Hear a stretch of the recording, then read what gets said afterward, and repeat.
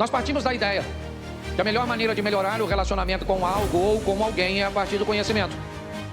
Quanto mais você conhece a respeito de algo ou de alguém, mais fácil deveria se tornar o convívio com essa pessoa.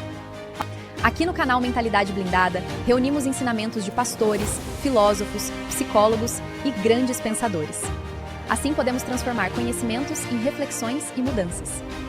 E ajudar você a tomar decisões para a sua vida. Não esqueça de deixar seu like, se inscrever no canal e ativar o sininho. Assim você me ajuda a trazer mais conteúdo igual a esse. Conheçamos e prossigamos em conhecer ao Senhor. Como a alva será a sua saída, e ele a nós virá como a chuva serôdia que rega a terra. Feche os olhos. Senhor, em nome de Jesus, eis aqui a tua palavra, continua falando conosco e usa-me como um canal de bênção nesta hora, em nome de Jesus. Nós partimos da ideia que a melhor maneira de melhorar o relacionamento com algo ou com alguém é a partir do conhecimento. Quanto mais você conhece a respeito de algo ou de alguém, mais fácil deveria se tornar o convívio com essa pessoa.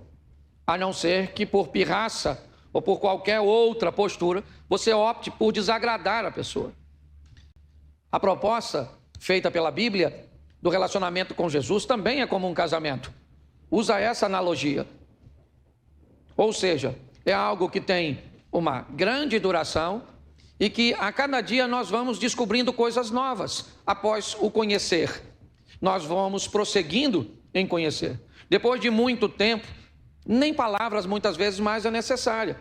Às vezes só você olhar a pessoa, só você sentir o ambiente, você já é capaz de fazer a leitura, se as coisas estão boas, se não estão, se é hora de falar ou não. Quantas vezes, por exemplo, num dos lares que eu fui criado com minha tia e com meu tio chegava do trabalho e tinha algumas coisas que minhas primas, que eram mais velhas do que eu, queria tratar com o pai. E minha tia criava logo um impedimento. E aí algumas vezes eu vi minhas primas chateadas com minha tia porque estavam ansiosas por resolver. E aí minha tia falava, se você falar isso com seu pai agora, você vai levar um não. Mas como a senhora sabe que eu vou levar um não? E minha tia dizia, seu pai não está bem. Mas ele tinha acabado de chegar. Mas ela conseguia fazer uma leitura por causa da intimidade. Eram muitos anos de relacionamento. Então, a minha proposta para mim e para a igreja é melhorar o relacionamento, ou o nosso relacionamento para com Deus. Então, na primeira mensagem que eu preguei, só para eu fazer um resumo aqui mais uma vez disso, eu mostrei que a fé era um requisito essencial para melhorarmos o nosso relacionamento com Deus. A Bíblia diz que sem fé é impossível agradar a Deus. Então, inevitavelmente, nós, se queremos viver com Deus em adoração, porque é isso, ou para isso que fomos chamados, nós precisamos entender que vamos precisar de fé e vamos precisar de intimidade, de proximidade. E aí eu trouxe para a igreja 2 modelos, não são os únicos, mas 2 que eu optei por trazer. Como eu me relaciono, melhoro o meu relacionamento com Deus, melhorando a minha postura mediante aos princípios, colocando a minha vida no altar do Senhor.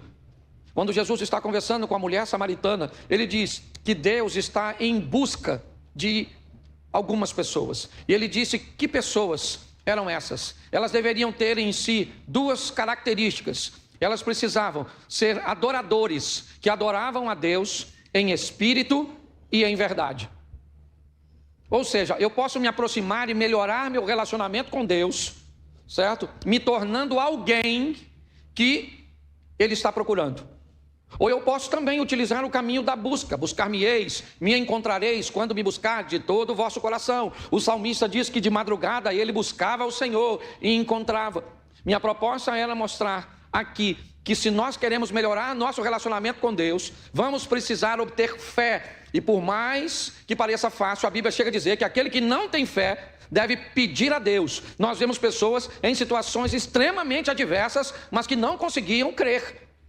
O menino, o pai daquele jovem lunático, Jesus perguntou, se você crer, se você tiver fé, eu posso expulsar o demônio do seu filho. O menino estava endemoniado e o pai disse para Jesus, Senhor, eu creio, mas ajuda na minha incredulidade. Então nós vamos precisar de fé e vamos precisar entender qual é o modelo cujo qual nós vamos nos estabelecer. Se é um modelo de busca, eu vou buscar a Deus e não tem nada de errado nisso. Ele só não é o único modelo. Ou eu vou me tornar alguém que Deus está buscando e eu vou manter um relacionamento com Ele. Na minha segunda mensagem eu falei sobre salvação. E a minha proposta foi utilizar o Salmo 115, verso 15, que diz: sois benditos do Senhor que fez os céus e a terra. Os céus são céus do Senhor, mas a terra Ele deu aos filhos dos homens. Esse texto diz que Deus fez as duas coisas, céus e terra, portanto, tudo pertence a Ele. Jesus mesmo disse isso no texto: me dado todo o poder nos céus e na terra. Ele é dono de tudo. O homem, entenda uma coisa, por mais que tentam colocar um homem em evidência, tudo na Bíblia tem a ver com Jesus. É por Ele, para Ele, tudo. Sem Ele, todas as coisas foram feitas por Ele, sem Ele, nada do que foi feito se fez. Só que o texto diz no verso 16 do Salmo 115, que os céus são do Senhor, mas a terra Ele entregou aos filhos dos homens, ok? Os filhos dos homens somos nós.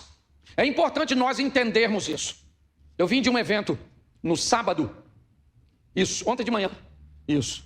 Ontem eu estava pregando num evento e antes, eu fui o último pregador, na parte da manhã. Antes de mim, estava pregando um pastor, e ele disse que teve uma experiência na cidade onde ele estava, onde um cargo naquela cidade, um cargo de relevância naquela cidade, foi ocupado por um homem que ele achava ser indigno de estar naquele cargo. Era um homem que não tinha um caráter, certo? Adequado para estar ocupando aquele cargo. Então ele foi orar a Deus e dizer a Deus que não achava correto aquele homem ocupar aquele cargo. E aí ele diz que Deus respondeu a sua oração dizendo: pois é, naquele cargo era para estar você, mas você lembra que disse que não queria ocupar? O lugar que você não quer ocupar vai precisar ser ocupado por alguém. Você já parou para pensar nisso? O texto diz que a terra Deus entregou aos filhos dos homens, e os filhos dos homens somos nós. O lugar que você não deseja estar, é verdade, é melhor que Deus não queira que você esteja. Porque se Ele quiser que você esteja e você não quiser estar, pode ser ocupado por alguém, certo? Que não vai desempenhar a função de forma correta. Então é importante nós entendermos isso. A terra Deus entregou para mim e para você. Essa é a grande verdade. E aí vem a grande questão. Foi aí que eu trouxe, porque o tema da minha segunda mensagem foi salvação. Como é o melhor...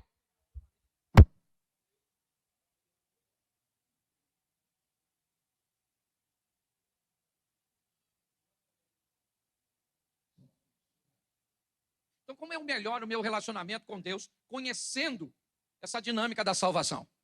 Ok? É importante eu entender isso. E aí eu expliquei de uma forma muito simples, que não vou me deter, isso eu fiz no dia.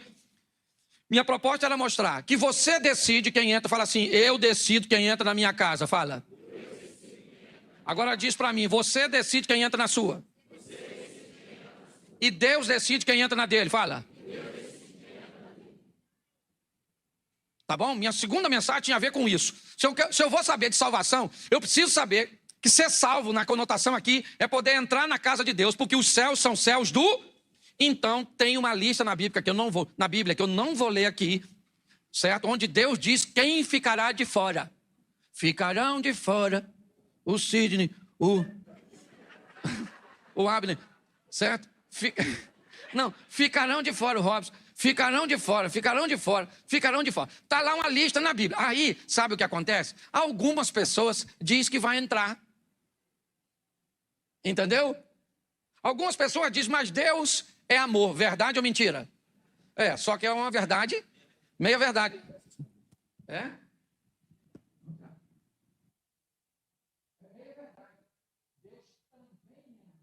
Mas não é só. Entendeu? Aprenda isso. Então eu mostrei que Deus deu uma... Depois você lê para ver se você vai estar fora ou dentro. Deixa eu pegar um aqui, só para ver, porque tem gente que nem lê para não saber que vai para o inferno.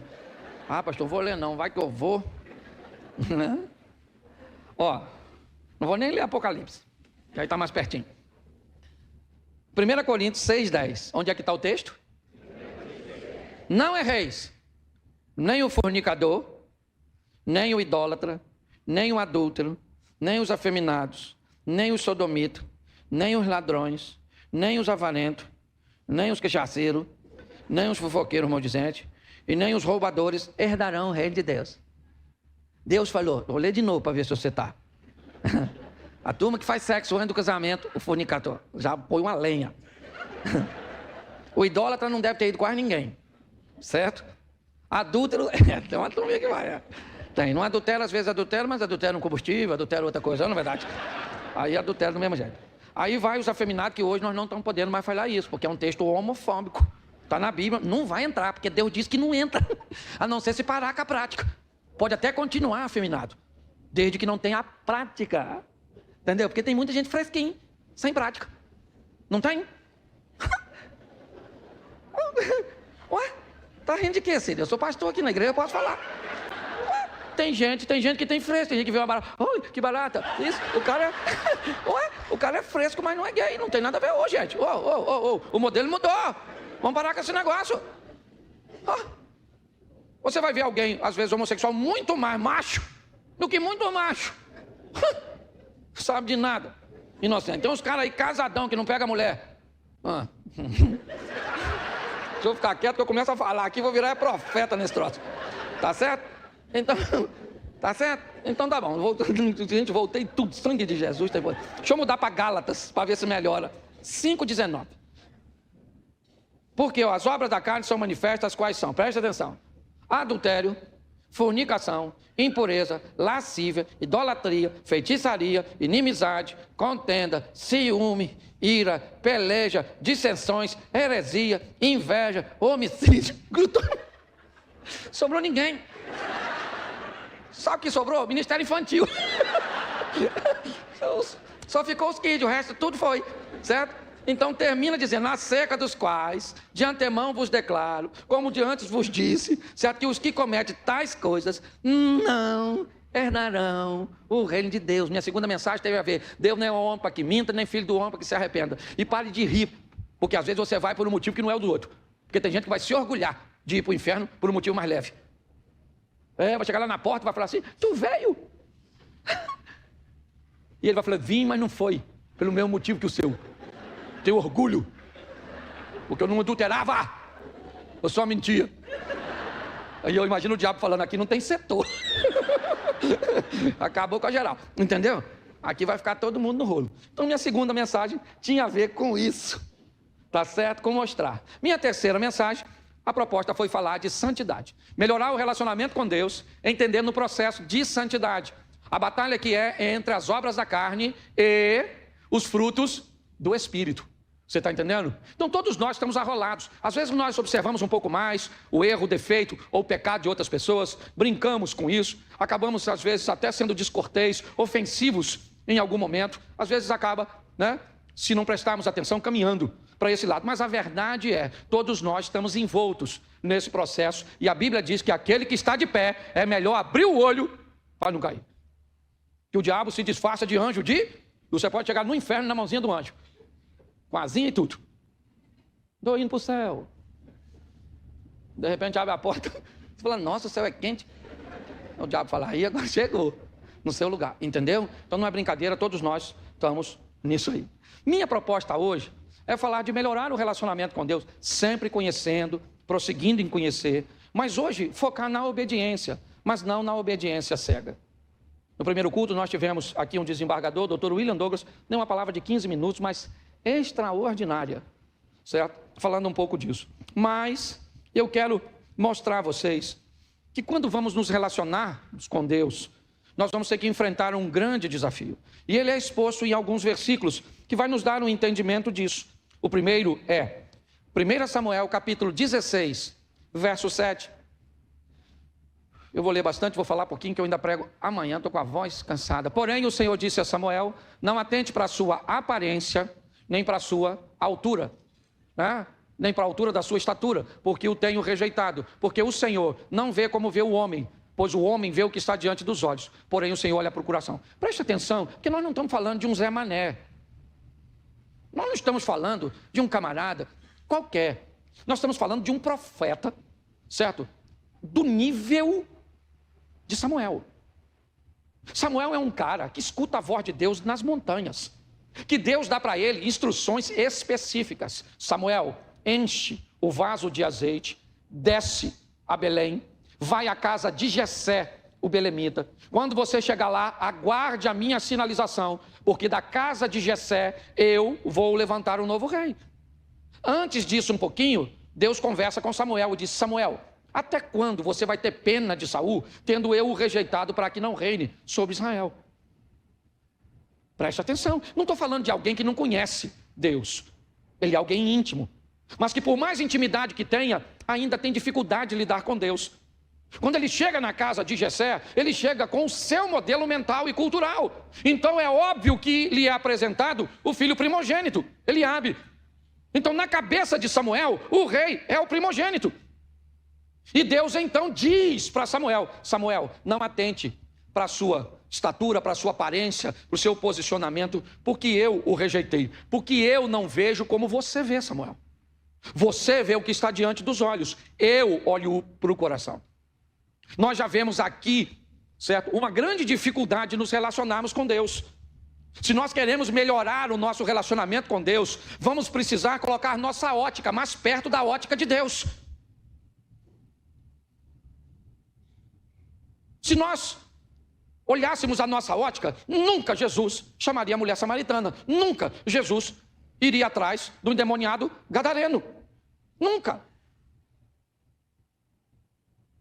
Então nós precisamos entender, se vamos melhorar este relacionamento, precisamos estar atentos, certo? Apercebidos de que precisamos melhorar a nossa ótica, a nossa visão a respeito das pessoas do ambiente. Bom, Isaías 55:8 também dá mais duas referências, bem interessante, se queremos melhorar o nosso relacionamento com Deus, certo? Antes de eu falar de obediência. Isso, porque os meus pensamentos não são os vossos pensamentos, nem os vossos caminhos, os meus, diz o Senhor. Bom, nós já vimos que Deus não vê, sua ótica é diferente, seu pensamento é diferente, seus caminhos são diferentes, nós vamos ter problema com obediência, é lógico que vamos ter. Há pouquíssimas afinidades entre nós e eles. Então alguém vai ter que mudar nisso. Então qual é o grande problema? Primeiro é esse ambiente de pensamento, que é de onde se sobressaem as nossas decisões. As ações, elas passam primeiro pelo pensamento. O pensamento, na verdade, é o grande laboratório de ações. Hoje nós vivemos envolto num ambiente de pensamentos prontos, onde as pessoas vão, falam alguma coisa, expõem alguma coisa, nós nem lemos direito e vamos replicando. Nós enfrentamos isso. Hoje pessoas têm medo, muitas vezes, de obedecer. Elas sabem o que é certo, mas elas têm medo de se posicionar, porque se posicionarem não vão ser aceitas, se posicionarem vão enfrentar retaliações. Mas se eu vou lidar com Deus, eu preciso entender que eu preciso obedecer, mas minha obediência não pode ser cega. A minha obediência, ela precisa estar pautada no conhecimento bíblico.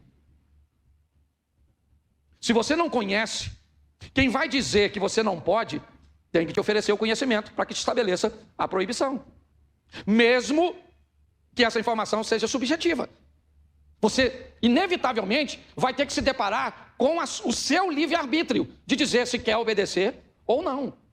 Ninguém pode te impor. Então eu vou te mostrar aqui que como Deus trata essas coisas de uma forma bem interessante. Eu gosto do diálogo dele com Moisés, no capítulo, para mim, um dos textos do Velho Testamento mais extraordinário, Êxodo, capítulo 32.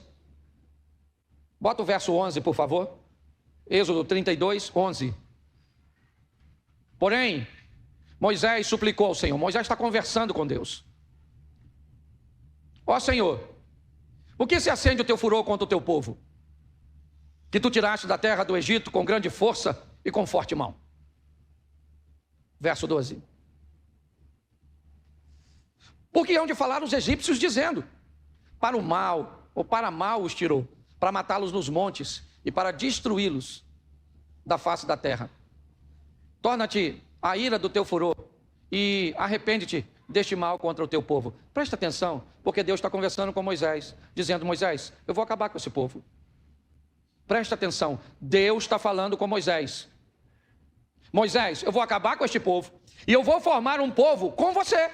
Vamos acabar com essa história do Abraão, tá bom? E agora nós vamos montar ou construir um povo novamente. E Moisés começa a conversar com Deus. Não com uma afronta, mas Moisés começa a dizer, Senhor, peraí, não é assim não. Vamos devagar, esse povo é ruim mesmo, tem dificuldade. Pô, mas olha o que os egípcios vão dizer. Olha o Moisés, é como se Moisés estivesse dando um conselho para Deus. Parece absurdo, e para mim até o é.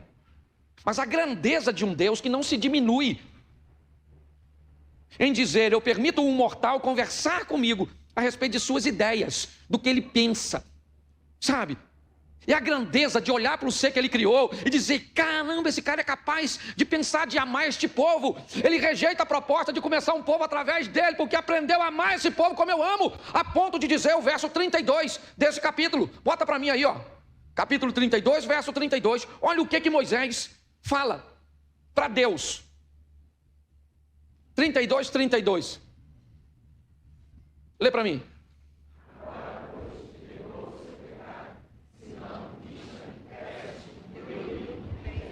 Moisés falou com Deus, Senhor, o Senhor perdoa o povo, ou então se o Senhor não quiser perdoar, risca o meu nome no livro que o Senhor tem escrito. Então eu também não quero entrar, Senhor. Sem esse povo eu não quero, eu aprendi a amar esse povo, a respeitar esse povo. Isso é fantástico. Enquanto Deus dá direito às pessoas de pensarem, de conversarem, sabe, de questionarem, está assim, de líderes cabeça de bagre, querendo dominar seu povo, dando ensinamentos às pessoas sem pé e sem cabeça. Eu brinquei no primeiro culto dizendo, quem aqui já ouviu falar que você tem que fazer jejum e não pode contar para ninguém, levanta a mão. Aí eu pergunto a você, Jesus logo depois do batismo ele foi para onde? Para o deserto, sim ou não? E ele fez o quê? 40 de jejum, sim ou não? Ele estava com quantas pessoas lá no deserto? Quando fez o jejum? Sozinho. Então como é que o pessoal sobe? Que ele fez jejum, estava sozinho.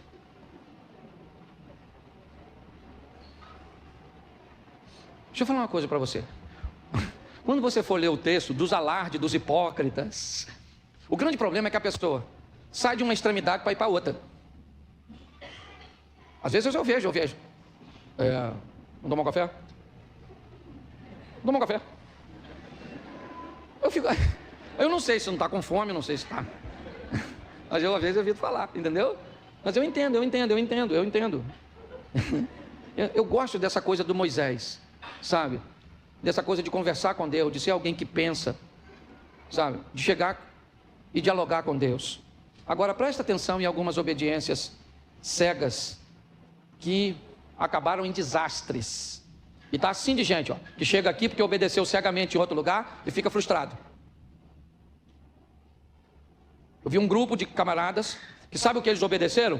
Deixar a família para servir a Deus num ambiente. E assim que chegaram lá, foram obrigados entre aspas, a casar. Mas se quiser seguir o ministério, eles eram obrigados a fazer uma vasectomia. Mais de 30 anos se passaram. Hoje eles não vivem mais no ministério onde estavam. E não pode ter filho. E a família basicamente não quer eles de volta porque perderam o vínculo. Sabe por quê? Por causa de uma obediência cega. Ah, pastor, eu casei com ele. Por quê? Por causa da profecia. A irmã viu eu casado. Com todo respeito aos profetas. Se Deus mandar eu casar com alguém, mostra para mim. Quem vai casar sou eu. É ou não é? A pessoa pode falar contigo. Aquele lá é para tu. Beleza. Você fala assim, nossa, beleza. Ou você vai lá e pergunta o chefe dos crentes. Senhor, aquele lá mesmo? Nossa, não tem nada comigo, assim, olhei para ele, olha. O senhor tem certeza, assim? Nossa, vem número errado. Tem gente, eu estou cansado de ver isso. Escuta uma palavra de oferta, entrega tudo que tem, depois quer entrar na justiça. Tomara que tu não ganha. Poxa, é um absurdo, a gente tem que abrir a mente desse povo, Abner. Certo? Então tá lá, dá uma olhadinha nesse troço aqui. Vamos lá. Eu chamei a Bíblia de troço, mas fico nervoso. Segundo livro do profeta Samuel, capítulo 6, verso 3. 2 Samuel 6, 3. E puseram a arca de Deus em um carro novo e levaram à casa de Abinadab, que está em Geba, e Uzá e Aiô, filho de Abinadab, guiava o carro novo. Presta atenção, a arca havia sido tomada pelos filisteus, depois daquele problema danado que deu lá, lembra que os filisteus ficaram todos machucadinhos, com as feridas, num lugar esquisito, e aquela coisa lá tremenda, aquela perturbação. Aí o povo lá acabou devolvendo a arca da aliança. Aí o pessoal já estava meio bagunçado, levou a arca para quem? Saul levou para a casa de Abinadab. Bom, a arca está lá, está tudo certinho, Davi assume o trono, e depois de um tempo Davi quer levar a arca da aliança para Jerusalém. Sabe o que Davi faz? Ele manda fazer um carro novo, pega uns bois novos, faz uma festa, monta uma estrutura para levar a arca. E sabe o que? Não tem ninguém para dizer para Davi que aquele não é um modelo. Sabe o que é isso? Obediência cega. Alguém vai se dar mal, alguém vai ter problema com isso. A arca não pode ser levada daquele jeito. Os sacerdotes sabem disso, mas sabe o que é? Tem alguém muito grande que está mandando fazer. Então você vai para a escola, você vai lidar com uma hierarquia, que muitas vezes pode ser seu professor. Você vai para o trabalho, você vai ter que lidar com uma hierarquia, que pode ser seu chefe. Você vem para a igreja, você pode lidar com uma hierarquia, que pode ser o pastor. Mas por maior que seja a hierarquia sobre você, ela não pode te tornar cego, a ponto de desobedecer a Deus para obedecer o homem. Não pode. Está lá, os caras estão levando, tá bom. O boi está lá levando, o aiô vai na frente e atrás quem vai? O otário do Uzá. Durante o trajeto, a arca deu uma chacoalhada, o cara com zelo enfiou a mão na arca da aliança. Se tivesse onde devia estar, naquelas varas, nas costas dos sacerdotes, não tinha dado isso. Quando ele botou a mão, morreu fulminado. Aí parou o negócio. Davi agora ficou com medo. Não leva a arca não, leva a arca não. Manda para a casa de Obed-Edom. Se lascar, se lasca o Obed. Que não tinha nada a ver com isso. 3 meses a arca ficou. Obed nadando de braçada, só prosperando. Certo? E aí Davi falou, agora vamos levar a arca, mas agora nós vamos fazer direito. Mas alguém morreu. E aí eu pergunto a você, será que ninguém sabia que não era aquele modelo para levar? É lógico que sabia. Mas alguém resolveu não questionar numa obediência cega. E não faça isso não. Vamos para o próximo texto? 1 Samuel capítulo 15, verso 22. 1 Samuel 15, 22. Agora é o contrário. Aqui nós vemos um rei obedecendo, certo? Um rei mandando no povo. Está aí, ó. Porém Samuel disse, tem porventura o Senhor tanto prazer em holocausto e sacrifício como em que se obedeça a palavra do Senhor? Eis que obedecer é melhor do que sacrificar, e o atender é melhor do que a gordura de carneiros. Agora é o contrário. Agora o rei sai para obedecer uma ordem de Deus, dada pelo profeta Samuel, mate os amalequitas, este cara vai dar problemas lá na frente, como Deus de Bionitas. Porque Deus sabe o futuro. Essa que é a questão.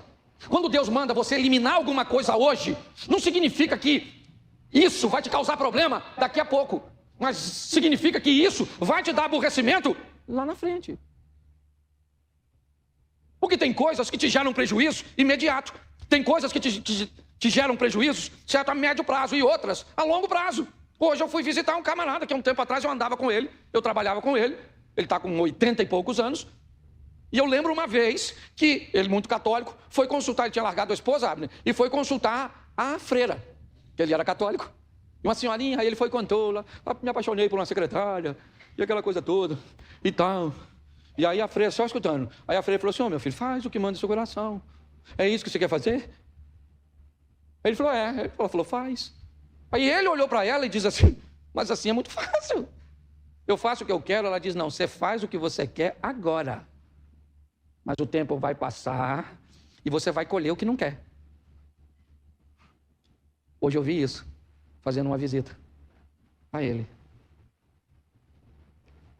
Nós temos que entender uma coisa, que é, as consequências, inevitavelmente, vêm.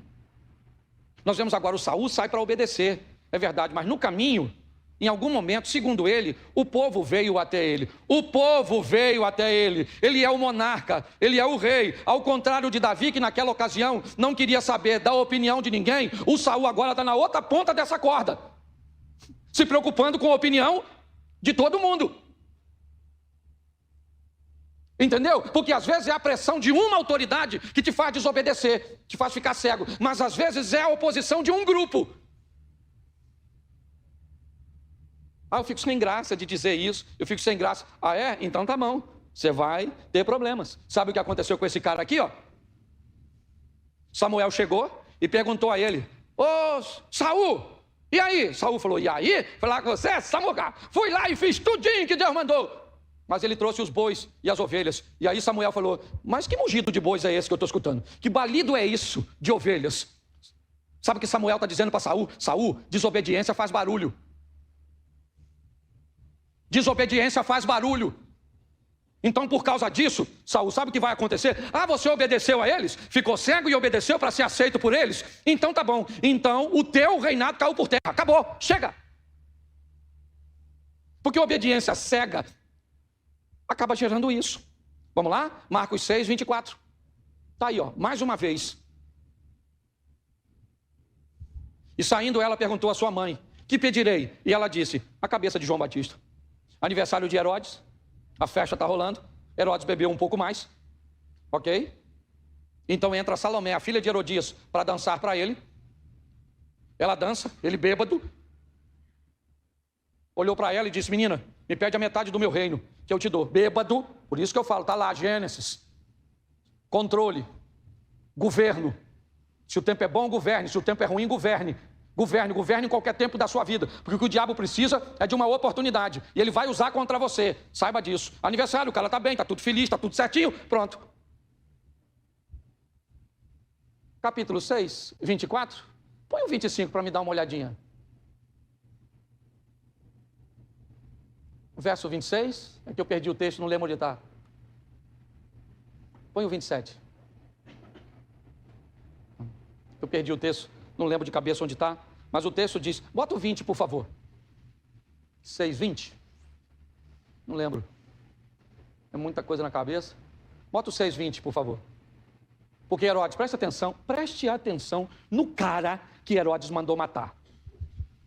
Herodes temia João, sabendo que era varão justo e santo. Guardava-o com segurança e fazia muitas coisas, atendendo, e de boa vontade o ouvia. Preste atenção. O apreço que Herodes tinha por João. E por perder o controle, gente, por minutos, o governador da Judéia, Herodes, pega o governo da Judéia e dá na mão de uma garota, uma menina, e diz: toma.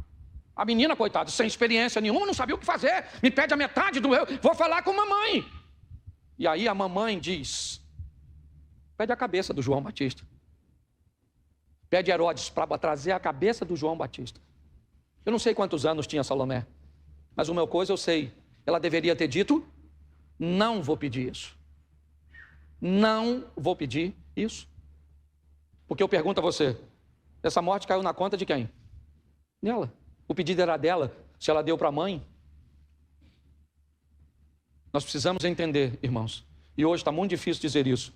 Às vezes eu pago um preço altíssimo, altíssimo. Resolvi que não estou muito mais afim de pagar, mas já paguei muito mais. Um preço altíssimo por dar liberdade de pensamento, liberdade de ação. Aprendi que muitas vezes as pessoas que são boas são consideradas bobas, fracas e sem ação. A verdade é essa. Mas mesmo correndo o risco de muitas vezes ser visto dessa forma, eu ainda prefiro permitir que as pessoas pensem, raciocinem, avaliem, questionem. Eu ainda acredito nisso. É lógico que sempre nós ouvimos, ou às vezes nós ouvimos muita besteira, mas nós vimos aqui, ó, nesse texto, um cara que Herodes temia, sabia que ele era justo, que ele era santo, que até o momento protegia-o, ok? Herodias sabia que não teria outra oportunidade para matar João se não fosse aquela. Porque o diabo é um oportunista. Cuidado. No primeiro culto eu deixei o Dr. William falar, sabe? Cuidado com aquilo que nós estamos vivenciando. Essa onda de pensamentos prontos. Essa estrutura que quer nos impedir de pensar, de falar. Essa é a grande verdade. Na quarta-feira eu vou deixar ali o PL da fake news, ali fora. Se você quiser pegar, ir para casa e ler, porque eu acredito que a maioria aqui sequer leu, certo? Talvez você não saiba os estragos. Me deu vontade de botar o texto aqui o vídeo de Flávio Dino falando. Sabe o que ele falou para nós? Nós vamos fazer isso de um jeito ou de outro. Quer vocês queiram, quer vocês não queiram. Pode durar 1 semana, 2 semanas, mas nós vamos fazer. Dr. William veio e falou aqui, sabe o que é? Vamos criar uma comissão para julgar o que é verdade no país. E muito mais do que isso, mesmo que seja verdade, se essa verdade comprometer, certo? Algumas coisas, está lá. Seremos impedidos de enviar informações no que diz respeito a conteúdo de envio de massa para muita gente. E aí logo em seguida está escrito assim, e o envio de massa representa 5 pessoas. Está no meu celular, quem quiser ver depois, eu mostro no final. E sabe por que tudo isso? Obediência cega. Obediência cega. Estamos colhendo hoje o que pessoas plantaram há muito tempo atrás. Vamos sair daqui para melhorar nosso relacionamento com Deus. Porque segundo a Bíblia, eu sempre gosto de pensar no coletivo, mas a Bíblia diz: 1000 cairão ao teu lado, 10.000 à tua, mas você não será atingido.